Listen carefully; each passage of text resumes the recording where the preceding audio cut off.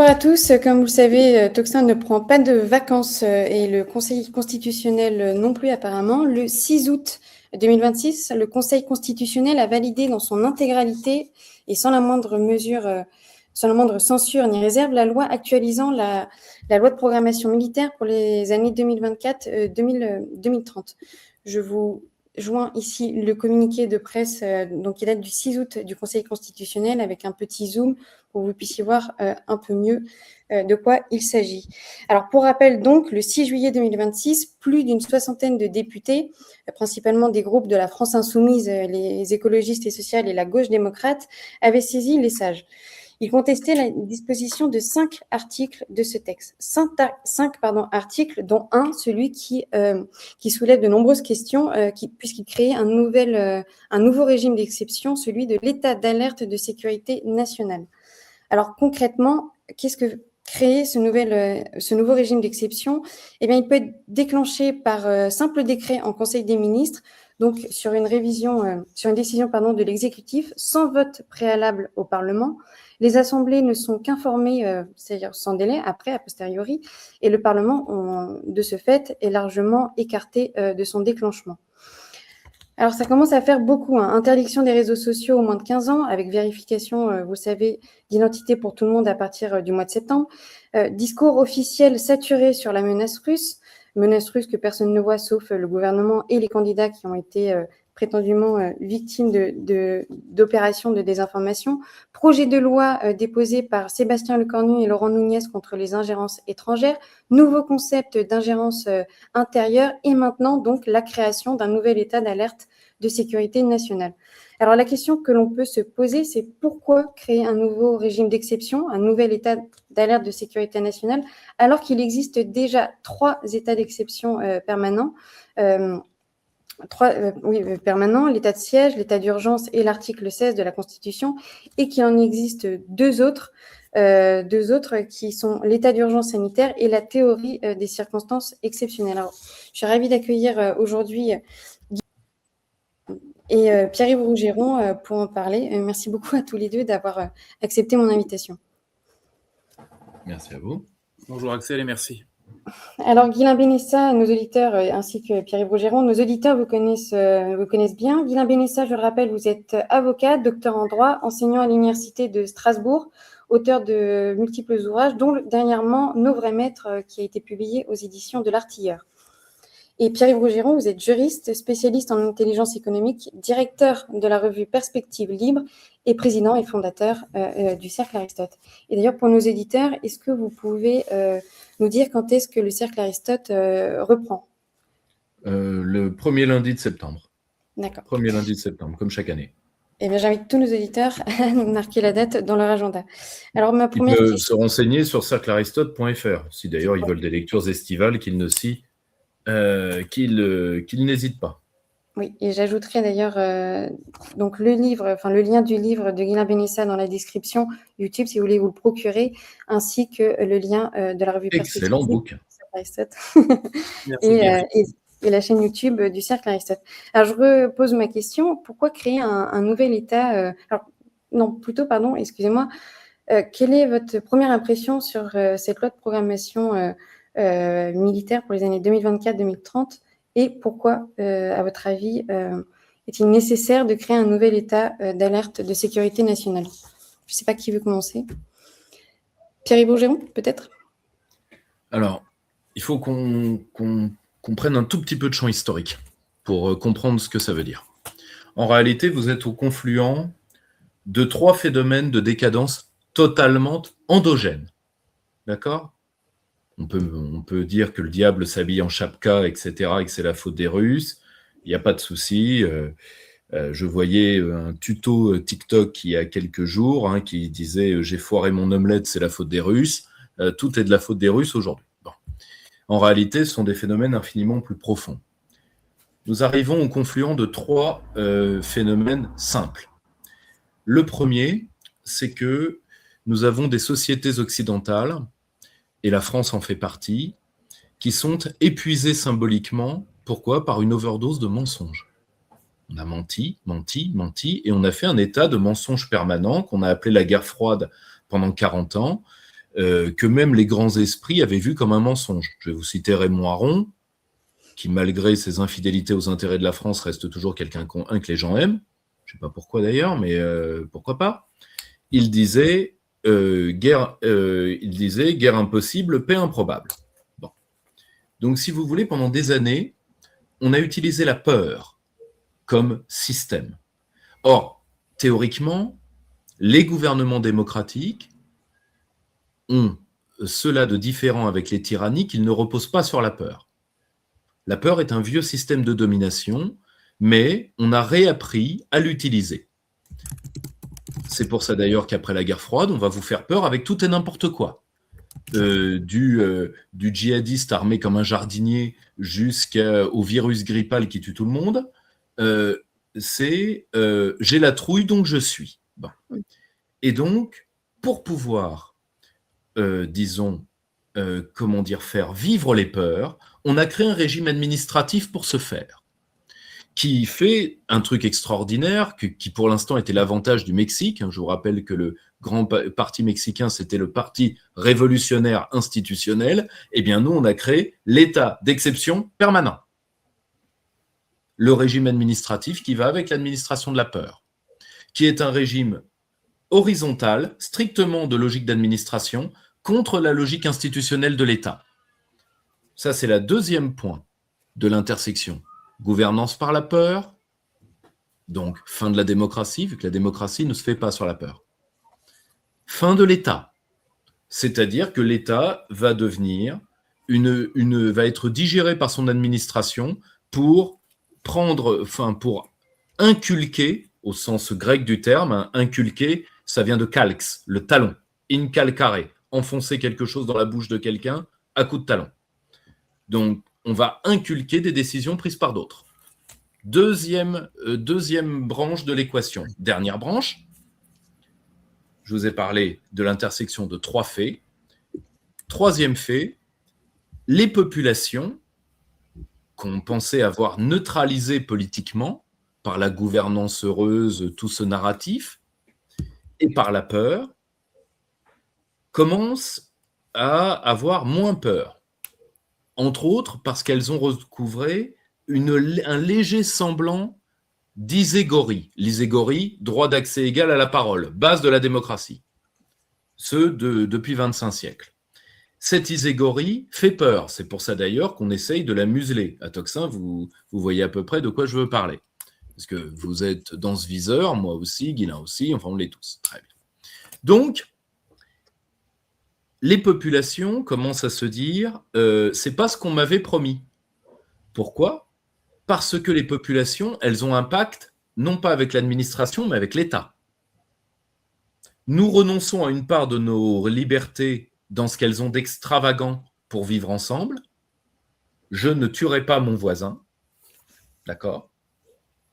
Pour entrer dans le cadre de l'État légal qui garantit ma vie, ma sûreté, celle de mes enfants. Ce cadre ayant disparu,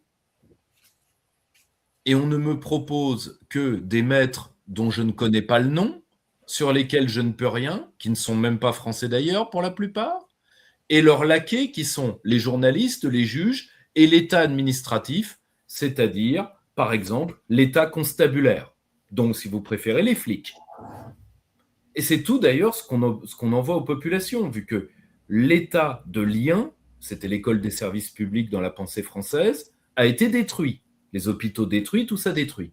Et que le dernier corps réellement politique de France est en voie d'être détruit, vu que c'est son armée.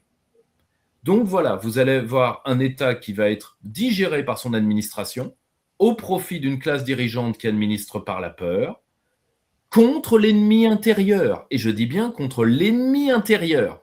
Et bien sûr, pour pouvoir légitimer cet ennemi intérieur que vous allez pouvoir bolosser, eh bien, vous allez inventer tous les Popov, tous les Ruskov, para-Ruskov de France et de Navarre, qui, bien sûr, tel le FSB, se glissent sous votre papier peint.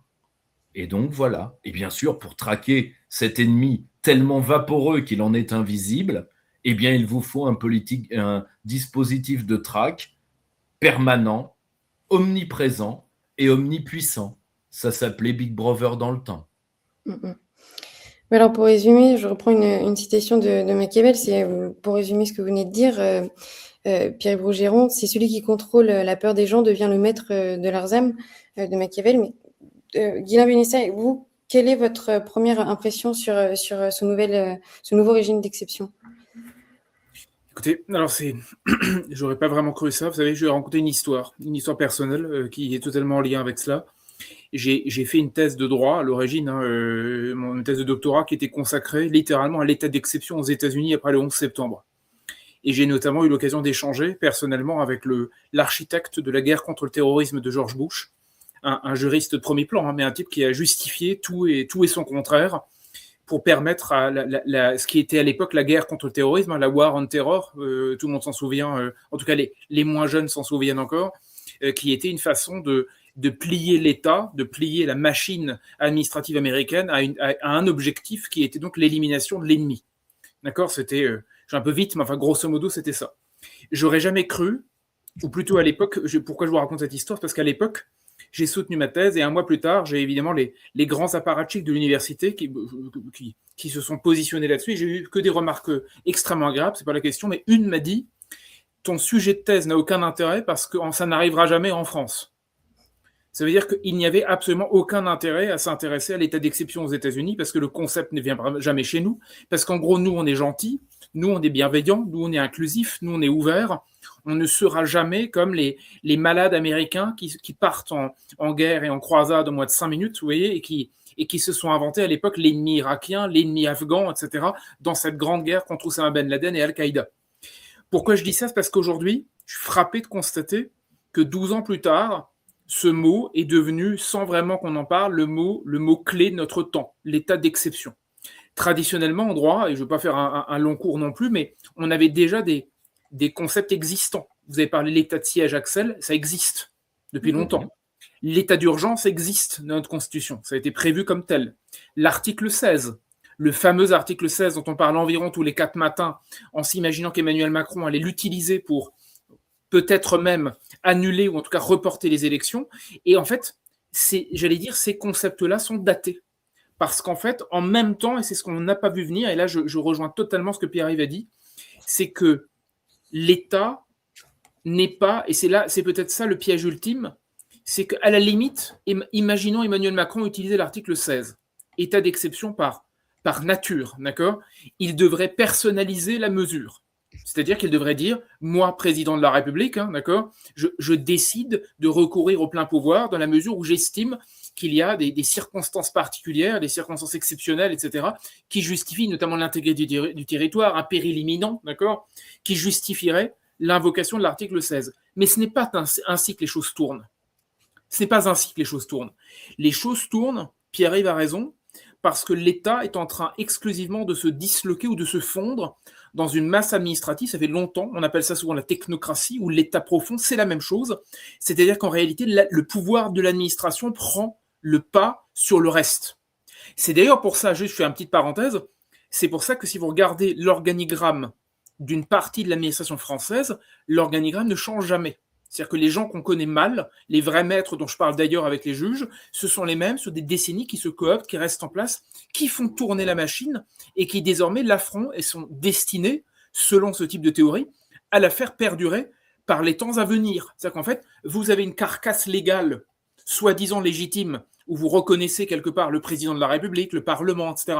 Tout ça existe plus ou moins, mais eux-mêmes se sont défaussés de leur pouvoir au profit d'une administration à la fois irresponsable, on ne les connaît pas, on ne peut pas les identifier, pléthorique, d'accord ? Vous avez une masse face à vous, et soi-disant rapide, ça c'est le mot qui est tout le temps là, c'est-à-dire il faut célérité, il faut aller vite. Il faut aller vite contre les Russes, il faut saisir rapidement les contres, il faut tout suspendre avec de moins en moins de critères objectifs clairs pour savoir dans quelle mesure cette administration avance, parce que l'objectif c'est la rapidité. Et juste pour conclure, vous savez, si on prend du champ pour essayer de comprendre pourquoi est-ce qu'on en est là, comment est-ce qu'Emmanuel Macron valide tout ça, pourquoi est-ce que l'Union européenne d'ailleurs est une espèce de régime de cet état d'exception, mais c'est parallèle, on en parlera peut-être après. Quand le général de Gaulle a voulu utiliser l'article 16, notamment pour régler la question algérienne à l'époque, il a pris une volée de bois vert de façon scandaleuse. D'accord, en s'imaginant, vous savez, c'est la fameuse phrase du général de Gaulle où il disait qui peut vraiment s'imaginer qu'à mon âge, je vais m'inventer une carrière de dictateur. C'est-à-dire que utiliser l'article 16, c'était l'ultime recours d'un président de la République qui a assumé, vu sa position en plus de héros, de résistant, de chef de la résistance de la France libre, il l'a fait dans le cadre de l'Algérie française. Donc il s'est positionné comme tel et il a assumé la décision. Aujourd'hui, c'est exactement l'inverse. L'état d'exception ou l'état d'alerte nationale dont on entend parler, ce sera un décret en Conseil des ministres qui lui-même est parallèle aux officines type Viginum qui font un travail comme ça de surveillance, etc., qui est une sorte de gigantesque fact-checking au profit de l'administration française, qui elle-même bénéficie donc de modules dérogatoires qui, depuis l'état d'exception ou l'état d'urgence sanitaire du Covid, n'ont fait que s'accroître petit à petit. Donc, au bout, vous n'avez plus du tout un visage méchant, j'allais dire. Vous voyez le déclencheur de l'article 16. Vous avez une gigantesque machine qui s'est positionnée au-delà, au-dessus, qui a pris le pouvoir et qui est en train de tirer à boulet rouge en utilisant effectivement le péril le plus idoine, c'est-à-dire la menace russe. Ça fait maintenant 4 ans qu'on nous bassine avec cela. C'était l'ennemi parfait pour que cette machine trouve appui afin de justifier l'amplification de ce régime. Vous savez, aux États-Unis, on appelait ça l'administrative state, donc littéralement l'État administratif. C'est environ ça qui est en train, c'est la petite vérole qui est en train de corrompre totalement notre rapport en fait à la politique, à l'État et à la chose publique. Oui, je suis d'accord avec vous. Et moi, ce nouvel état, ce nouveau régime d'exception, je ne peux pas m'empêcher de faire un lien qui est peut-être mauvais, vous allez me dire, de faire un lien avec donc la prise de parole de Thierry Burkhardt, qui est l'ancien chef d'état-major en juillet dernier, qui avait complètement changé son discours vis-à-vis de la menace russe, parce qu'on est passé des puces électroniques, des machines à laver, à l'appareil, enfin l'armée russe, et en fait absolument parfaite. Je vous propose de l'écouter.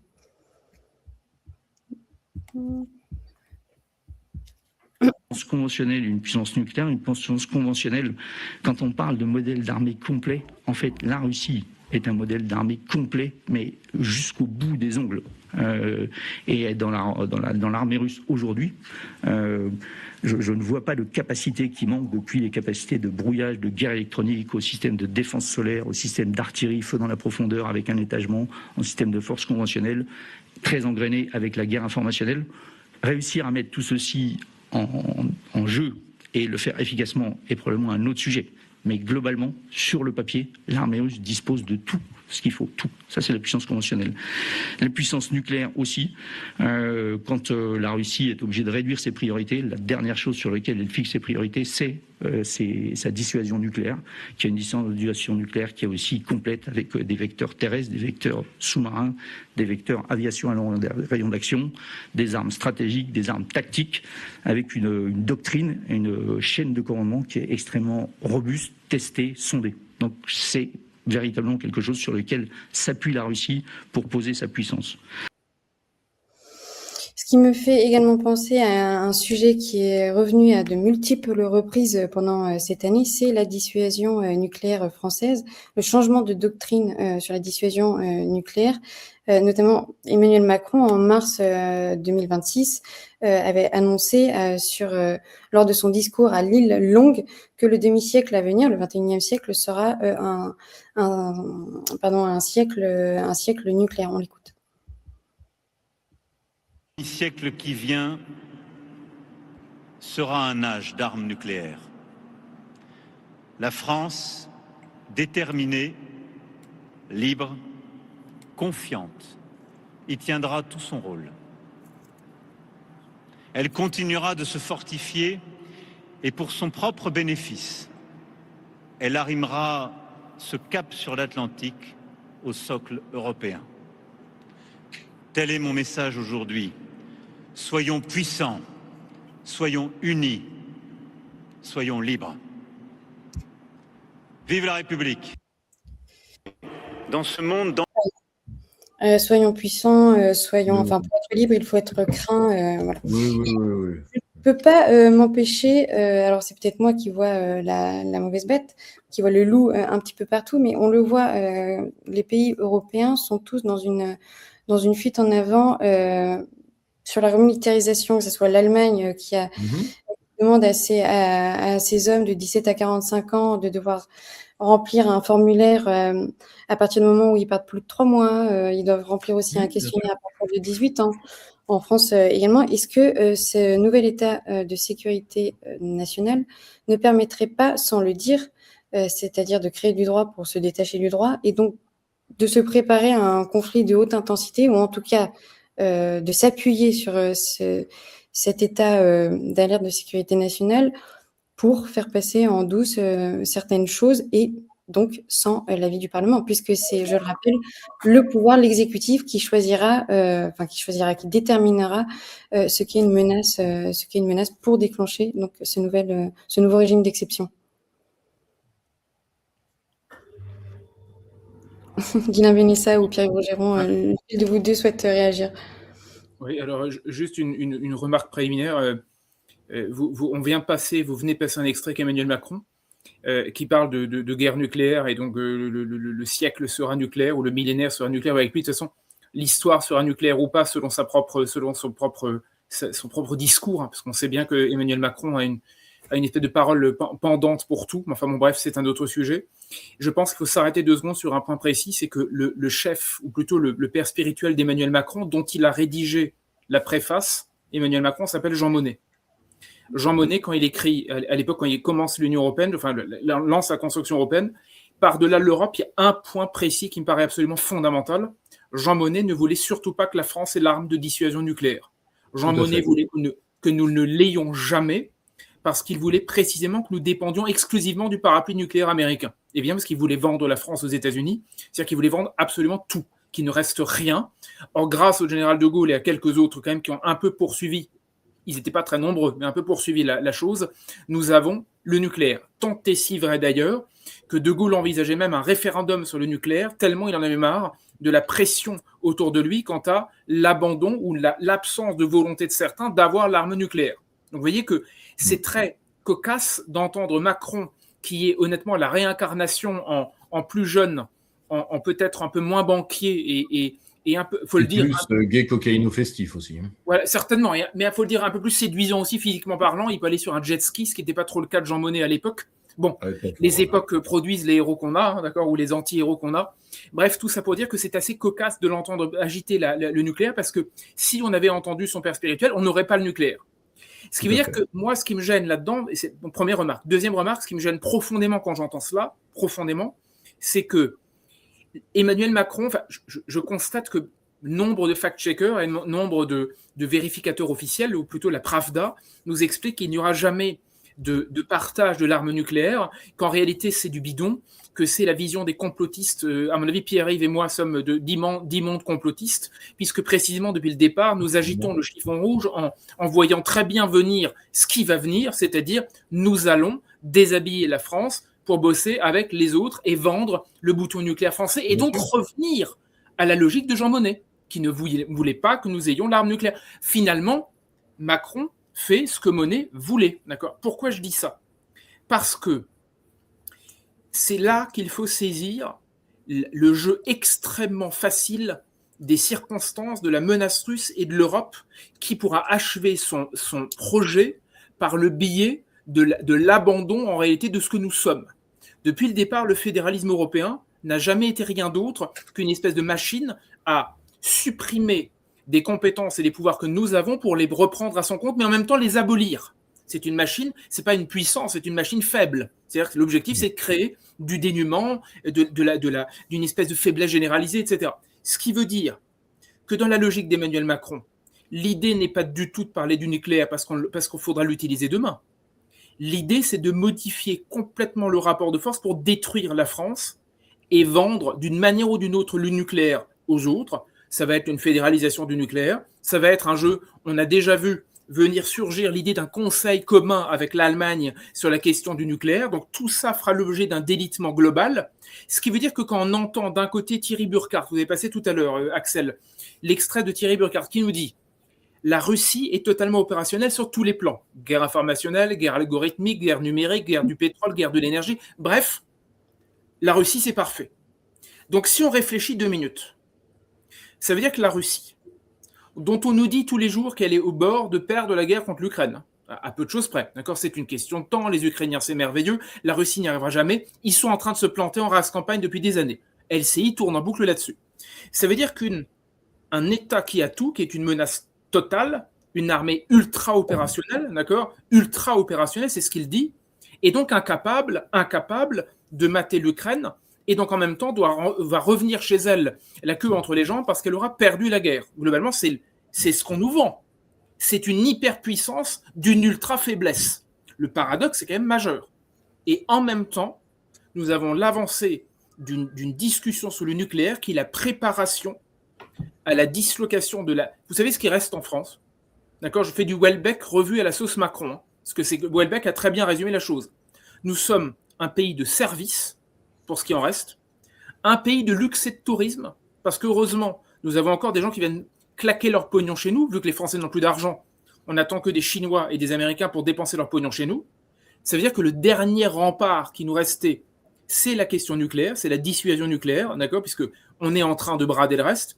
C'est la dernière étape de la grande braderie d'Emmanuel Macron à l'échelle de l'Europe et sous l'égide d'un péril qu'il utilise pour avancer la dernière étape de la fédéralisation. Il aura achevé le rêve de Jean Monnet, il aura brisé la France.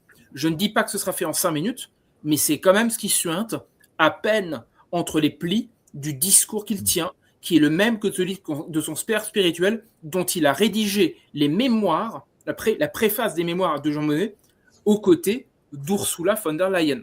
Je pense que vous prenez Macron, Ursula, Jean Monnet, vous avez le trio gagnant à l'aune duquel il faut lire ce type de discours. Pierre Rougeron, est-ce que vous voulez réagir? Alors, on va être clair sur un point. Alors déjà, la guerre qu'ils veulent faire, il faut que vous compreniez une chose. Les sociétés européennes sont dégénérées. Voilà. Moi, j'ai travaillé en environnement européen, contrairement aux européistes de droite et d'extrême droite.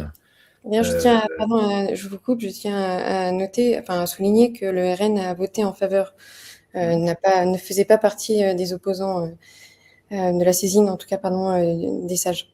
Bah oui, non, mais ça, si vous voulez, c'est normal. Hein. Le front est tenu par des gens qui sont des macronistes d'extrême droite, c'est-à-dire des gens qui pensent que quand on aura détruit la France, on en sera débarrassé des Arabes. Parce que, voilà, bon, c'est à peu près ça. Hein. Vous savez, c'est l'entourage de Bardella, c'est l'entourage crypto-maigretiste d'une partie de Marine. Voilà, bon, si vous voulez, c'est même plus un sujet, tu vois, out, quoi, out.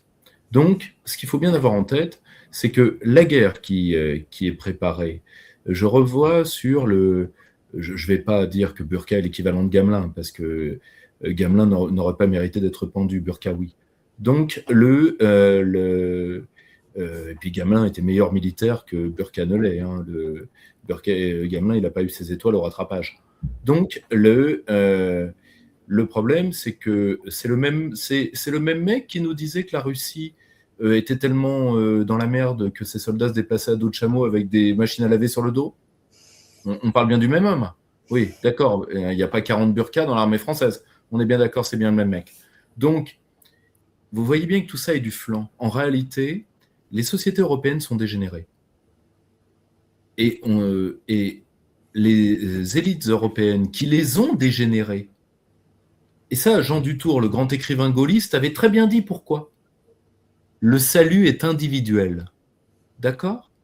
Quand un peuple ne veut plus se défendre, il dégénère. Or, une large partie de nos voisins ont dégénéré. C'était pas le cas des Français. C'était pas le cas des Français. Nous, on a encore des gamins qui acceptent de mourir pour la France. Ensuite, la France vaut peut-être qu'on meure pour elle plus que l'Allemagne vaut qu'on meure pour elle. Ça, c'est un autre débat. Mais les pays européens sont lourdement dégénérés. Le fait d'être des générateurs d'américanité, comme dit mon très estimé collègue Christophe Réveillard, fait d'eux des dégénérés. Et donc, vous avez besoin de les mobiliser avec un discours de guerre à tout. Alors, il y a des guerres hybrides, des guerres à nœuds papillons, des guerres à petits pois.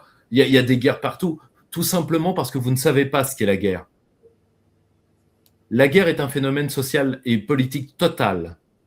Il n'y a pas de guerre hybride, tout ça, c'est du flan. Ou alors, toutes les guerres ont été hybrides quand les médiévaux utilisaient, alors qu'ils ne comprenaient pas ils ne comprenaient pas les épidémies, quand ils balançaient des cadavres d'animaux dans les douves ou dans les réserves d'eau pour empoisonner les mecs, c'était déjà de la guerre bactério, si vous voulez. Donc, c'est de la guerre hybride. Vous voyez, tout ça n'a pas de sens.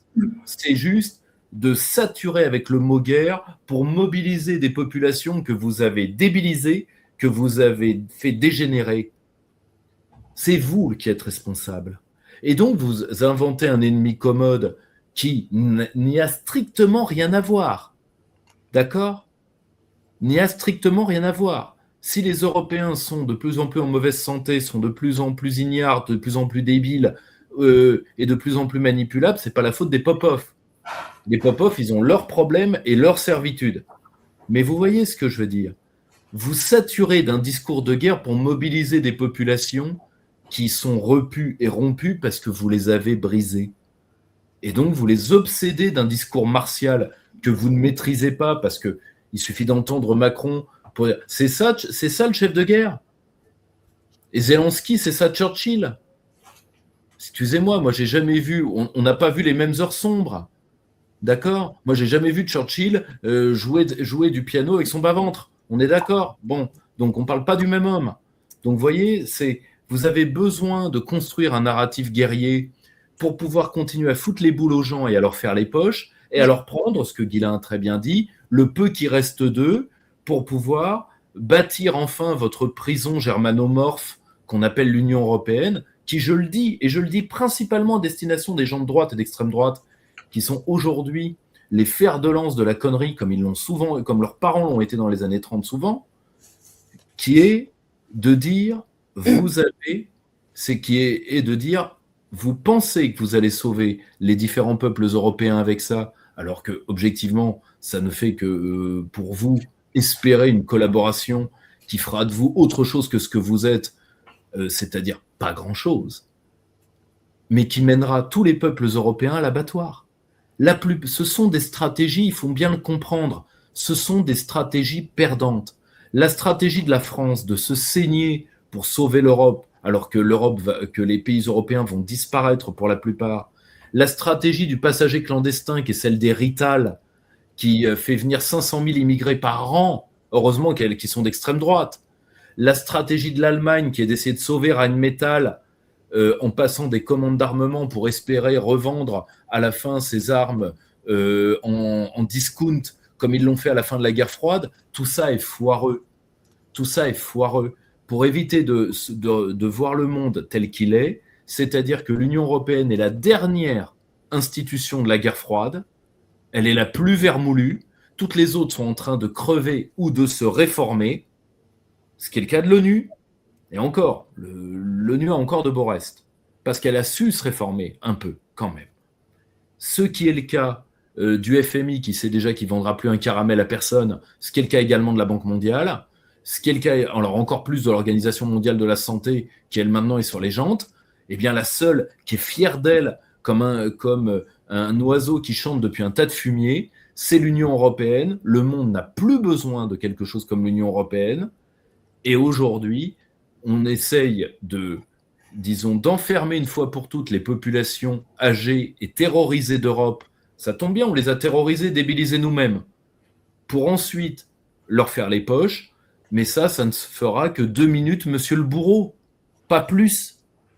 Ça ne changera pas le fait que le monde a changé, qu'aujourd'hui, le Pacifique compte plus que l'Europe, et pour toujours, c'est un état de fait, et que les pays qui peuvent s'y projeter peuvent garder le rang de puissance. Or, qui en Europe peut se projeter dans le monde ?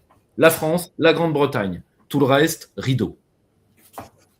Alors, oui, allez-y, pardon, Guilain Vélissa. Juste un mot. L'Espagne sur les bords. pour mettre un peu de légèreté dans ce monde qui tourne mal, non mais même sans rire, le discours de l'Union européenne, vous savez, la façon dont on nous vend en fait la guerre constamment, parce que tout ce dont on parle depuis tout à l'heure, c'est un conditionnement de plus vers une espèce d'état militaire global, c'est-à-dire militaire n'est pas tellement le terme, mais un état de péril global qui conditionne les âmes.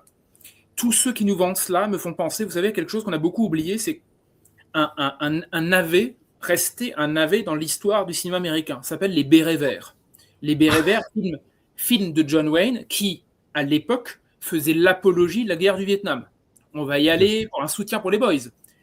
Donc le John Wayne, patriote, ultra-républicain, ultra de droite, d'accord, qui était regardé de façon risible chez nous, fait ce film ultra pro-intervention au Vietnam, et on l'oublie complètement, a fait un carton à l'époque de sa sortie. C'est-à-dire que les Américains étaient ravis d'avoir un discours de propagande dans les salles, disant, en gros, on va aller au Vietnam, on a raison d'y aller. Quelques années plus tard, on s'est un peu rendu compte, les Américains les premiers, qu'ils avaient peut-être fait un peu n'importe quoi, qu'ils avaient peut-être un peu tué un peu beaucoup de gens en faisant à peu près n'importe quoi, en ayant conduit une guerre, je veux dire, qu'ils n'avaient pas à conduire là-bas, etc. Et donc, on a produit des films qui étaient au contraire des bérets verts. Apocalypse Now, etc. Je ne suis pas là pour faire du cinéma. Je dis ça pourquoi ?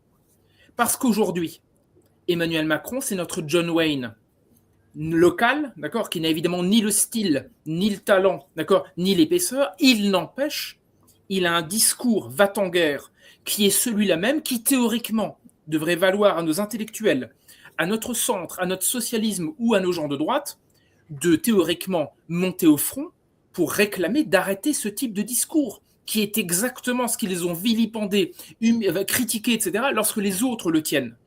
Nous avons, et c'est ça qui est frappant, comme d'habitude, l'Europe ne fait que répliquer docilement, et d'ailleurs pour des raisons d'intérêt financier. Vous savez, je suis désolé, je fais juste une petite incise. Quand on voit le nombre de nos élites françaises qui sont passées sous les fourches codines, soit des programmes des Young Global Leaders, soit des programmes type American Institute, et ce genre de programme. Voilà, non mais il y en aurait tout. Je vous parle notamment de, vous savez, notre cher Jean-Noël Barrot, par exemple, qui s'est fait vaguement, je veux dire, débusquer par Natacha Polony, qui en a fait toute une histoire sur un... Voilà, on a Jean-Noël Barrot, Geoffrey, on a tout le monde. Bref, alors, pourquoi je vous dis ça ? Parce que ça veut dire que nos élites, le mot est devenu scandaleux, mais excusez-moi, je l'utilise parce que je pense à la trahison des élites de Christopher Lasch, hein, d'accord, ou la révolte des élites et la trahison de la démocratie. Mais ce que je veux dire par là, ça veut dire que la préparation et que le discours qu'on nous vend est l'exact discours dont on se foutait il y a peu de temps, parce qu'il était le discours viriliste de l'interventionnisme et de la guerre, d'accord, dont on se foutait avec une espèce de verve, vous savez, de critique de salon. Celui-ci est devenu maintenant la drogue. La drogue, c'est quasiment une drogue qu'on nous verse tous les jours, comme le discours anti-canicule, etc. C'est la drogue des médias actuels, les médias, qui eux-mêmes sont aux ordres de nos élites, qui tiennent ce discours, non pas tellement parce qu'ils le croient, parce qu'ils ont aux ordres d'une puissance étrangère qui s'appelle les États-Unis, qui nous fait faire pour elle une guerre qu'elle ne mènera pas, d'accord, parce que c'est ça la merveille de l'Union européenne, on est devenu le proxy des États-Unis, on l'est depuis les années 50, mais on l'est encore plus aujourd'hui. Tout ça au nom d'une rhétorique qui a un seul objectif, c'est de faire croire dans quelque chose qui est déjà inexistant, si ce n'est qu'il veut faire croire qu'une carapace totalement vide comme l'Union européenne a encore lieu d'être. Et là où je rejoins Pierre-Yves, et je terminerai là-dessus, Pierre-Yves a totalement raison, tout ça parce qu'en fait, les peuples ont été volontairement décérébrés. C'est une entreprise gigantesque, c'est une propagande comme jamais on en a connu dans l'histoire. Ce n'est que grâce à cette décérébration généralisée qu'on peut désormais vendre ce discours musclé et à faire d'Emmanuel Macron un John Wayne dégénéré de notre époque, globalement. Oui, alors donc ce nouveau régime d'exception, si je vous suis bien, reprenez-moi si ce n'est pas le cas, n'est pas fait pour se préparer à un conflit de haute intensité. Il est plutôt fait pour, dans la continuité des propositions de loi qui ont été faites sur l'ingérence étrangère, le nouveau concept d'ingérence intérieure. Il pourra donc être déclenchable, si je suis bien, pour des manifestations à partir du moment où il y a une petite excitation sur les réseaux sociaux. Il pourrait être déclenché de cette manière-là. Comprenez bien que l'Union européenne, c'est une scène que j'ai déjà racontée plusieurs fois, je l'ai racontée d'ailleurs à votre antenne, parce que moi, comme mes collègues à l'époque, nous avons vécu dans votre futur. D'accord ? Premier jour, première heure, il faut savoir que seuls sont formés comme conseillers politiques par les institutions européennes les conseillers aux affaires étrangères. D'accord ? Ce qui était mon cas. Et donc, ils font l'erreur de m'imposer le stage, comme tout le monde. Alors que la commission avait émis un avis négatif sur mon recrutement en raison de qui j'étais. Le député Schaffhauser pourra en témoigner. Donc, bon, très bien. Ce qu'il faut avoir en tête, c'est qu'ils viennent vous dire un discours qui est simple, je vous fais la scène en résumé. Il y a des pays, si vous voulez, vu de Bruxelles, des Papous aux Congolais, des Congolais aux Vénézuéliens, des Vénézuéliens à Poutine, de Poutine à Xi Jinping, de Xi Jinping à Modi et de Modi au Cap, tout le monde se lève tous les matins en voulant la peau de l'Union européenne, qui, je vous le rappelle, est un jardin, et les autres, c'est la jungle. C'est-à-dire, les autres, c'est King Kong. D'accord ? Ok ? Bon. Si tu veux, on est dans l'imaginaire colonial le plus dégueulasse. Or, ce qu'il faut avoir en tête, c'est que, soyez très clairs, ces pays qui veulent tous la peau de l'Union européenne ont tous des agents, vu que vous ne pouvez pas être contre l'Union européenne. Si vous êtes contre l'Union européenne, c'est que vous êtes dément ou que quelqu'un vous paye. Et donc, vous êtes des agents du diable. Voilà. Et c'est pour ça que c'est l'ennemi intérieur. Voilà, c'est aussi simple que ça. Alors, je rappelle quand même pour nos auditeurs, je le dis pour nos auditeurs, donc l'état d'alerte de sécurité nationale, donc les conditions de déclenchement, nous l'avons dit à plusieurs reprises, il suffit d'un simple décret en Conseil des ministres, donc c'est une simple décision de l'exécutif qui peut donc, en cas de menace grave et actuelle portant notamment sur la sécurité nationale, la continuité des activités essentielles à la vie de la nation et la protection de la population, la mise en œuvre des engagements internationaux de l'État en matière de défense, le déploiement à bref délai sur le territoire national des forces armées françaises ou alliées. Le Parlement est seulement informé sans délai, y compris des mesures prises. Donc, il n'y a aucune autorisation préalable des parlementaires, n'est requise en tout cas pour le déclenchement.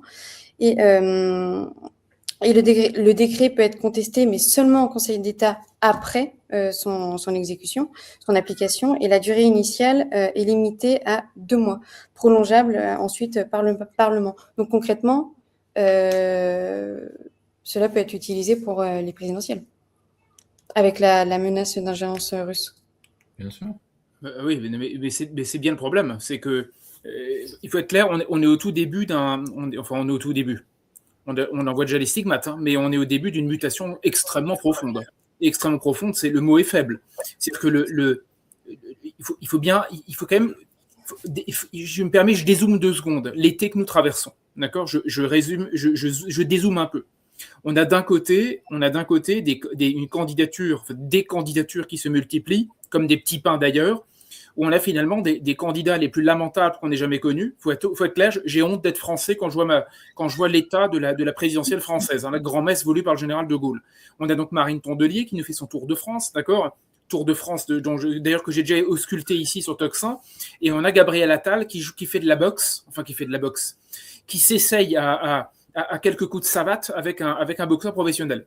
Et en parallèle, on a donc des candidats, les mêmes pour certains, Gabriel Attal ou Édouard Philippe, d'accord, qui sont sortis du bois, ou d'autres, qui nous expliquent que des vidéos que personne n'a vues, il faut bien se rendre compte, des vidéos que personne n'a vues, donc la fabrique à vidéo que personne n'a vue est supposée venir de fermatrol russe, d'accord, on ne sait pas exactement, en tout cas, émanerait de la Russie, alors que personne ne les a vues.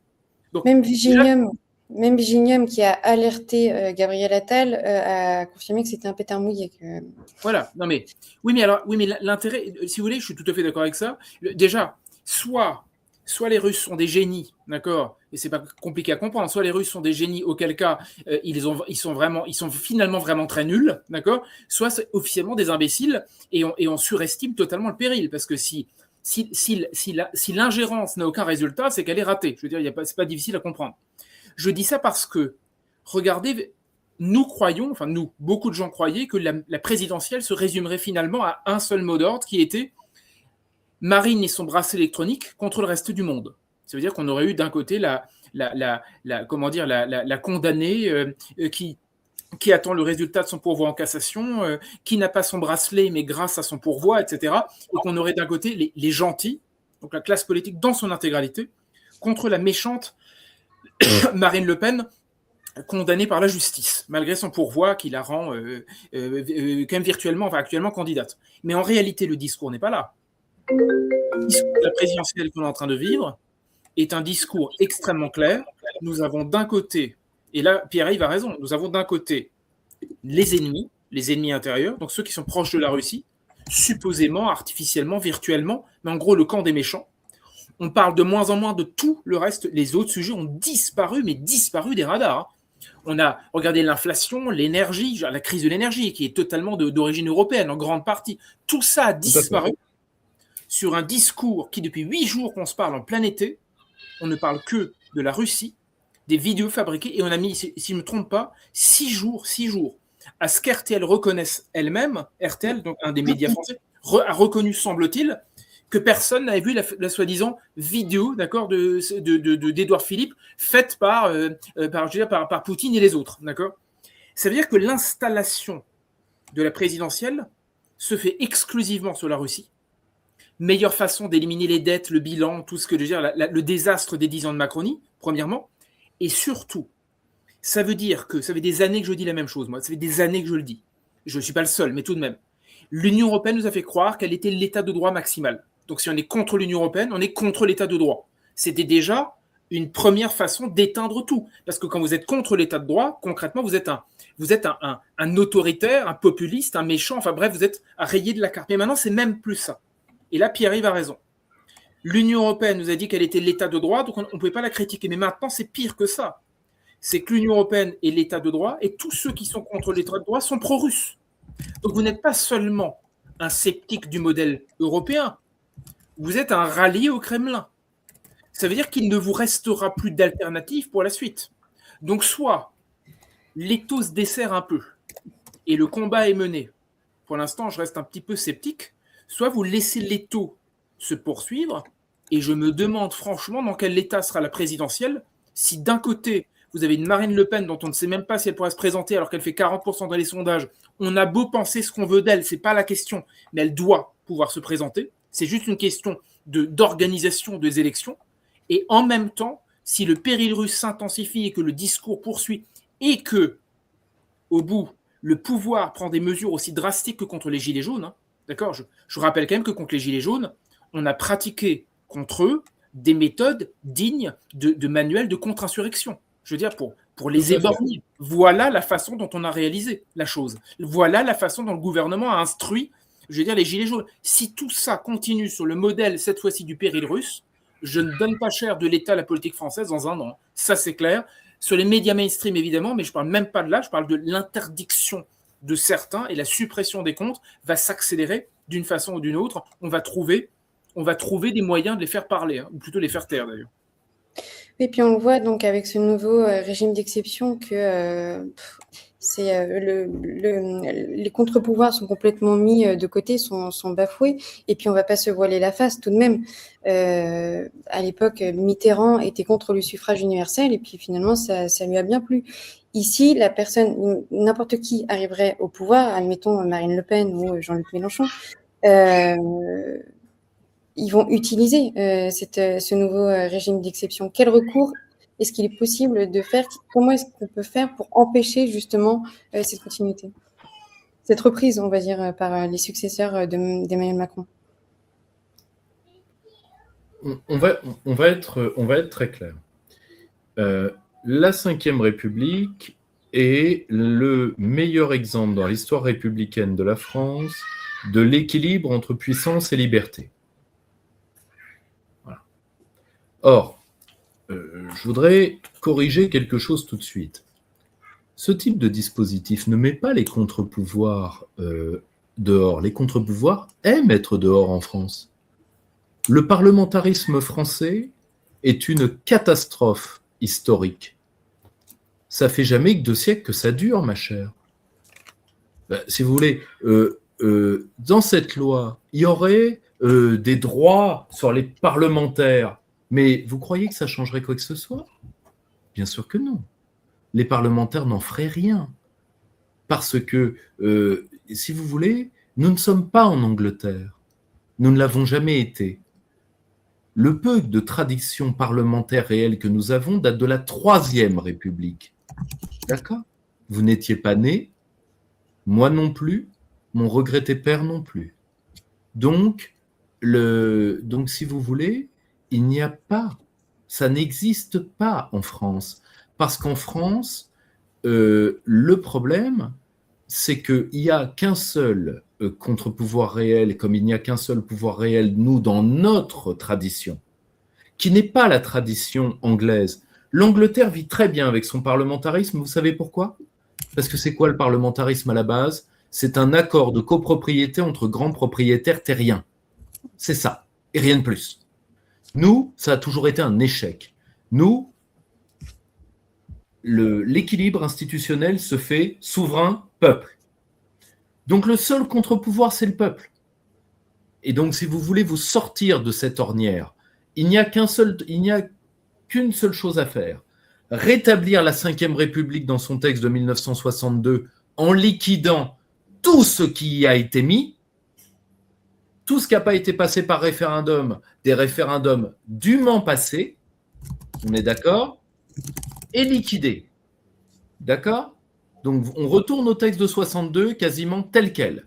Vous y additionnez le RIC, qui n'est rien de plus que le vis-à-vis du référendum à l'initiative du président de la République. Voilà, c'est aussi simple que ça.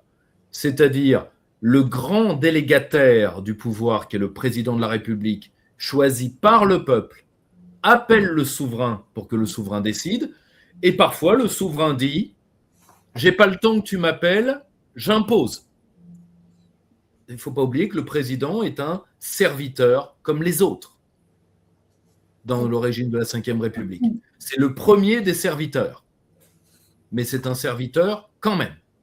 Une fois que vous avez rétabli cet équilibre des pouvoirs qui est le cœur même de la Ve République, vous pouvez tout à fait refaire une déclaration républicaine des droits et des devoirs. Mon dada, ma préférée étant celle de 1793, que vous pouvez tout à fait mettre à la garde d'une Cour suprême à une condition, c'est qu'elle n'ait pas d'obligatoriété directe. Pour une raison qui est simple, les droits et les obligations doivent être clairement justifiés. Je me méfie des principes généraux du droit, je me méfie de toutes ces choses qui donnent à une magistrature qui a prouvé depuis l'Ancien Régime en France son manque de loyauté, de fiabilité et d'honneur. Je me méfie de donner trop de pouvoir à des gens dont, je vous le rappelle, 99% du corps a collaboré comme un seul homme. Une fois que vous avez ce dispositif requinqué, vous pouvez, en effet, mettre au moins une liberté totale, qui est l'équivalent d'un premier amendement, qui ira très bien dans la tradition libérale française. Et d'ailleurs, c'était quasiment le cas avant la loi Pleven. Vous aviez le droit de penser ce que vous vouliez en France. Et une fois que vous aurez redonné cette liberté-là, toutes les autres libertés reviendront d'elles-mêmes, parce que toutes les autres libertés, si vous les voyez juridiquement, ne sont que des corollaires de la liberté d'expression et d'opinion. Eh bien, nous avons du pain sur la planche. Guilain Bénissé, est-ce que vous voulez réagir? Oui, alors je souscris à ce que Pierre vient de dire, c'est-à-dire que, vous le savez, je pense, ça fait quand même des années maintenant que je milite, moi personnellement, pour le retour à la Ve République, parce qu'en fait, il ne faut pas passer à la 6e. Il faut se rappeler que la 5e a été défigurée dans des proportions qu'on ne mesure plus.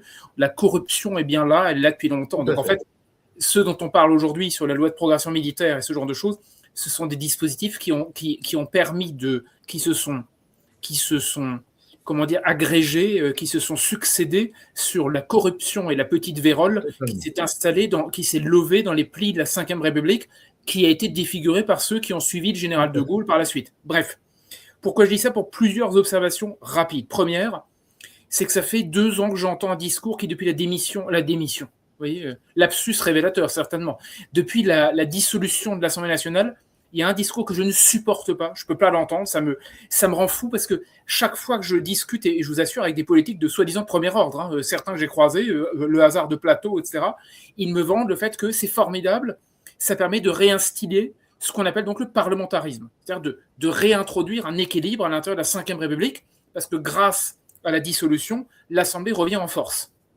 Alors ça, c'est d'une connerie phénoménale, mais alors phénoménale, hein, parce que premièrement, Pierre-Yves a raison, ça n'a jamais fonctionné. Donc, à un moment, il faut quand même savoir que quand les choses ne fonctionnent pas, on évite de les faire. On ne retente pas l'expérience. C'est pas très compliqué. C'est en général comme un divorce. Hein. Une fois que le divorce a été prononcé, on ne se remarie pas avec les mêmes 2 ans plus tard. Généralement, vous connaissez le résultat. Et maintenant, plus sérieusement que ça, parce qu'il n'y a pas que l'histoire du passé et l'absence d'effectivité du parlementarisme. Il y a le fait que ce n'est pas vrai. Pourquoi? Parce qu'au même moment où ce parlementarisme est dans la bouche de ceux qui nous le vendent tous les jours, en parallèle, ceux dont on parle depuis tout à l'heure avancent à bride abattue. L'État administratif, la machine administrative, les vrais maîtres qui ont le pouvoir dans l'ombre. Ces vrais maîtres-là, ils sont là depuis longtemps, ils vont rester. C'est-à-dire que techniquement, ce n'est qu'un couvercle, le parlementarisme chez nous. C'est une façade qu'on vend pour faire croire que c'est une façon, soi-disant, de contrer Emmanuel Macron alors qu'on lui rend encore plus service. Et c'est une façon de faire croire que le pouvoir est quelque part, alors qu'il a disparu depuis bien longtemps dans les plis et dans les points des vrais maîtres de l'ombre, alors même que théoriquement, il est dans un seul point, celui du souverain, c'est-à-dire du peuple. Donc c'est un jeu de choses-trappes où on vend des façades successives au peuple de France pour lui faire croire qu'il existerait un lieu de pouvoir. Et je finis juste sur une remarque là-dessus qui est fondamentale pour moi. Vous disiez tout à l'heure, Axel, que François Mitterrand n'était pas très favorable au suffrage universel et puis il s'y est largement rallié par la suite lorsqu'il était au pouvoir en 81.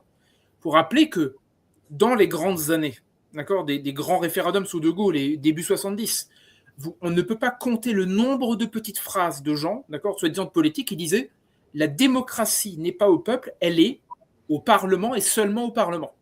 Ça veut dire que ceux qui parlent du parlementarisme, ils rêvent qu'une chose, hein, c'est que la souveraineté revienne au Parlement, alors qu'en fait, elle a déjà disparu dans les mains des maîtres d'arrière-cour et de boutique.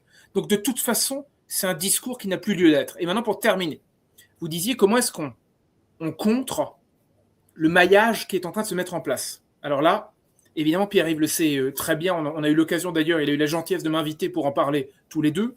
Je veux dire, ma marotte à moi, personnellement, c'est justement de désigner nos vrais maîtres, qui pour moi, sont de faux maîtres, on est d'accord, mais de désigner l'appareil d'État, ou plutôt l'État profond qu'il nous faudra liquider. Parce que la vraie question, contrairement à ce que tout le monde croit, la vraie question ne sera jamais l'annulation de tout un tas de choses, ne sera jamais d'inventer une 6e République. Elle n'est même pas la sortie de l'Union européenne telle qu'elle. Elle est d'abord de nettoyer l'appareil d'État qui tous les jours collabore. Parce que si vous ne nettoyez pas cet appareil d'État, pour moi c'est les magistrats, mais derrière les magistrats vous avez les greffiers, les assistants, la machine administrative ou judiciaire, qui elle-même va de pair avec un État profond, les commissaires européens, le directeur de la Banque centrale, etc. Il y aurait tout un maillage global à voir. Si ça, vous ne faites pas, le contrôle, Axel, des dispositifs actuels n'a aucun intérêt. Parce que de toute façon, le Conseil d'État va collaborer. Parce que de toute façon, le Conseil constitutionnel collabore. Et lorsqu'ils ne collaborent pas, ils font semblant de ne pas collaborer pour collaborer avec l'Union européenne contre la France. C'est-à-dire que les rares fois où le juge fait le boulot, où il vient démantibuler un dispositif français, d'accord, et on se dit, tiens, il existe encore, il fait le travail, il casse quelque chose, il le casse parce que l'Union européenne oblige le juge à casser le droit français parce qu'il n'est pas assez conforme au droit européen. Ça veut dire que dans tout le marasme que nous avons, les juges ne feront jamais le boulot. La Pierre-Yves a raison, je veux dire, il suffit de lire La réplique des imposteurs d'Éric Branca pour se souvenir de magistrats qui ont le travail qu'ils ont fourni épouvantable pendant la collaboration. Ça veut dire qu'au bout du compte, la seule manière de faire, c'est de rappeler au peuple que c'est à lui de le faire. Souveraineté au peuple, démocratie directe, utilisation des outils que nous avons déjà. Surtout pas aller dans la 6e République, sortir de la 4e sera déjà pas mal. Si on fait la 6e demain, c'est très simple, le suicide, dans ce cas-là, ne sera pas simplement lent, il va juste s'accélérer pour arriver encore plus vite, c'est tout. Mais écoutez, merci à tous les deux d'avoir sonné le tocsin. Alors, je recommande, j'ai noté La République des imposteurs d'Éric Branca pour ceux qui sont encore en vacances et qui cherchent un livre à lire, mais également Nos vrais maîtres que vous avez publié aux éditions de l'Artilleur, Guylain Benessa. Et puis, n'hésitez surtout. Vous me permettez juste un petit mot personnel. Oui. Grâce à par l'entremise, j'ai répondu à l'invitation de Pierre-Yves et j'étais au Cercle Aristote pour un salon du livre en juin. Et j'ai eu beaucoup de gens de Toxin qui sont venus me parler, que je ne connais pas, des toxinotes ou des toxinophiles, d'accord, de chez vous, qui sont venus. Ça m'a énormément touché. J'ai eu beaucoup de messages, je tenais à les remercier, parce que je n'ai pas eu l'occasion de le faire comme je voulais. J'ai dû partir un peu en coup de vent, mais c'était, je vous assure, ça faisait chaud au cœur. Le soutien, le passage par Toxin, que cette congrégation existe et que cette communauté existe. Je veux dire, Pierre-Yves, c'est toi qui as invité et qui a organisé cette journée, mais c'était vraiment, je vous assure, on sent que le combat pourra être mené. Il y a quelque chose qui vibre encore. On parle de ça aujourd'hui. Voilà, je voulais juste le dire. Qui vibre, et notamment grâce aux éditions Perspectives Libres que vous tenez, que vous avez créées, Pierre-Yves et le Cercle Aristote. Merci. Donc, j'invite vraiment tous nos éditeurs à se renseigner, à se procurer des ouvrages, des lectures pour la fin de leurs vacances ou pour la rentrée. C'est aussi l'occasion de prendre de bonnes résolutions. Et puis, je vous remercie tous les deux pour d'avoir accepté cette interview. Avec plaisir. Je vous dis à bientôt. Merci. À bientôt.